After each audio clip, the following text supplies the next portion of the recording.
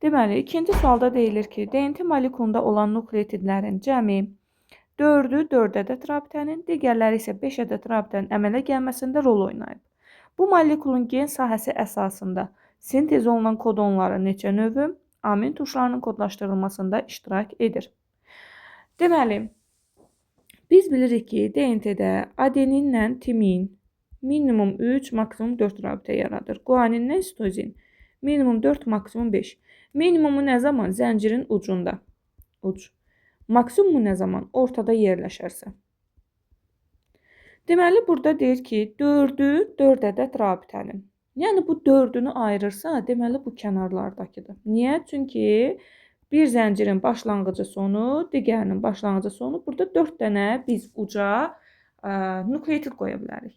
Həmin bu 4-ü də deyir, 4 ədəd rabitə yaradır. İndi, zəncirin ucunda olanda 4 rabitə yaradan kimdir? Guaninlə sitozin. Deməli, zəncirimizin kənarları guanin və sitozinlə bitir və ya başlayır.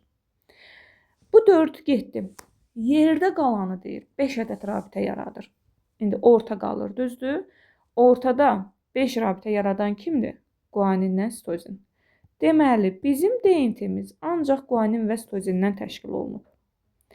Deyir ki, bu molekulun gen sahəsi əsasında sintez olunan kodonların neçə növü amin tuşlarının kodlaşdırılmasında iştirak edir? Biz ikinci nukleotid əsasında neçə kodon yarada bilərik? Bunu tapmalıyıq. 2 nukleotidin neçə kod yaratdığını biz necə tapırıq? 2 üstü 3 ilə.